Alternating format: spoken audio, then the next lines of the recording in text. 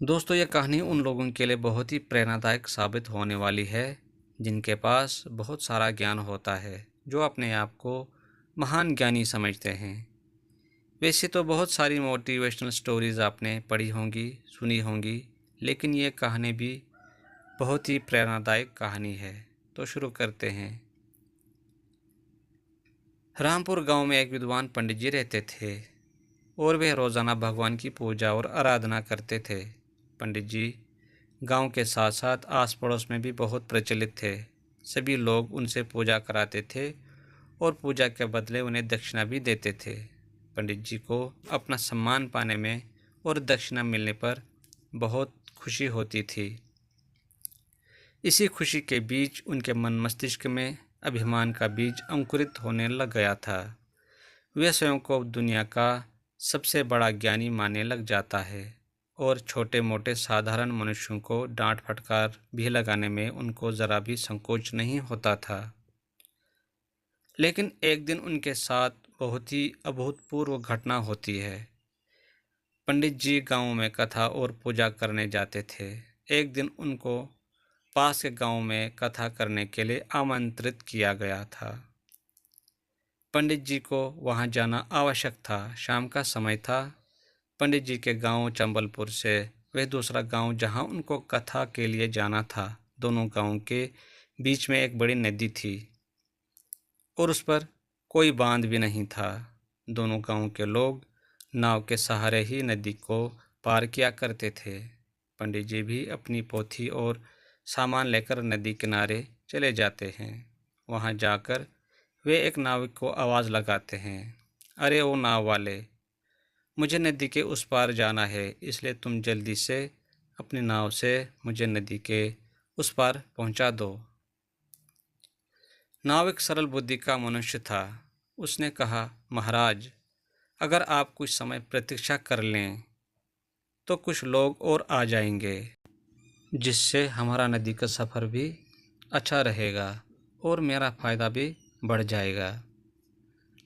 पंडित जी ये सुनकर तिलमिला जाते हैं और गुस्सा होकर कहते हैं, अरे मूर्ख, क्या तुझे नहीं पता कि मैं कौन हूँ? मैं सभी शास्त्रों को जानने वाला बहुत बड़ा प्रकांड पंडित हूँ और तू मुझे इन तुच्छ लोगों के लिए विलंब करवा रहा है।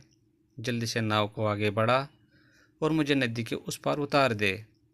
नाविक कहता है, महाराज, बादलों में गर्जना हो रही है और चारों ओर घनघोर घटाएं छा रही हैं।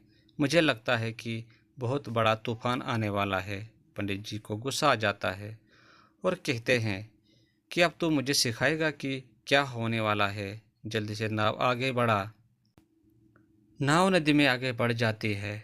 फिर पंडित जी नाव चलाने वाले से पूछते हैं कि क्या तूने कभी शास्त्र पढ़े हैं?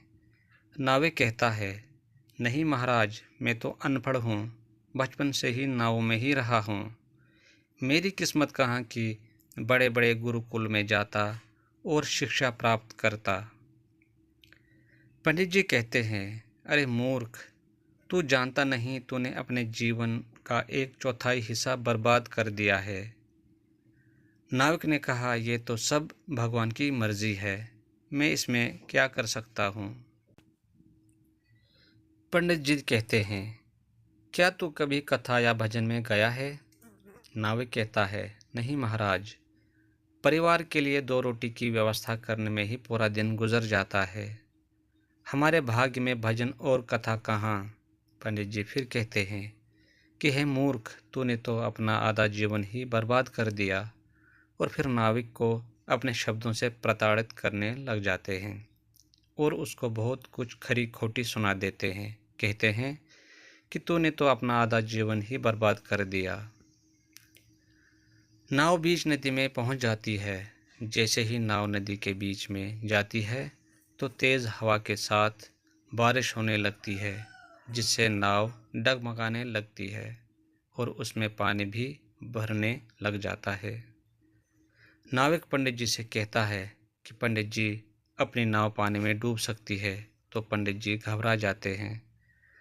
नाविक पंडित से पूछता है कि महाराज, आपसे एक बात पूछ सकता हूँ क्या? पंडित जी ने कहा, हम दुविधा में हैं और तुझे प्रश्न पूछना है। पूछो, क्या पूछना है? हम भी बहुत बड़े पंडित हैं, हमारे पास तुम्हारे सभी प्रश्नों का उत्तर है, जल्दी पूछो। नाव में बहुत सारा पानी भर जाता है। नाविक कहता है कि पंडित जी, ये नाव डूबने वाली है, इसलिए क्या आपको तैरना आता है? पंडित जी घबरा कर कहते हैं, नहीं भैया, मुझे तैरना नहीं आता है। तो नाविक कहता है कि पंडित जी, मैंने तो अपना आधा जीवन ही खत्म किया है, लेकिन आपका तो पूरा जीवन ही खत्म हो जाएगा। पंडित जी घबरा जाते हैं और थोड़ी देर में ही नाव डूब जाती है, उसके साथ दोनों भी डूब जाते हैं। लेकिन नाविक को बचपन से ही तैराकी का अच्छा ज्ञान था, इसलिए जैसे तैसे करके पंडित जी को नदी से तैरकर बाहर निकाल लेता है। नाविक कहता है कि पंडित जी, ऐसे कोरे ज्ञान का क्या फ़ायदा जो अपना जीवन भी न बचा सके। पंडित को आत्मग्लानि होती है और उसका घमंड भी खत्म हो जाता है। वे नाविक को धन्यवाद देते हैं और कहते हैं कि ज्ञान से बड़ा कर्म है, जो कर्म करेगा वही पाएगा। ज्ञान होने के बाद भी कर्म करना नहीं आता तो जीवन व्यर्थ है। दोस्तों, इस कहानी का सार यह है कि हमें विनम्र, कर्मठ और ज्ञान का उपयोग अच्छे कर्मों के लिए करने वाला व्यक्ति बनना चाहिए। हमें कभी भी अपने ज्ञान पर घमंड नहीं करना चाहिए और हर व्यक्ति से सीखने के लिए तैयार रहना चाहिए। ये कहानी हमें यह भी सिखाती है कि अनुभव का ज्ञान से भी अधिक महत्व होता है। नाविक जो अनपढ़ था लेकिन जीवन भर नदियों में काम करता रहा था, वह पंडित जी से कहीं अधिक बुद्धिमान था जब नाव चलाने और तूफान का अनुमान लगाने की बात आई थी। ये कहानी आपको कैसी लगी कमेंट करके ज़रूर बताएं। मिलते हैं अगली वीडियो में, तब तक के लिए धन्यवाद।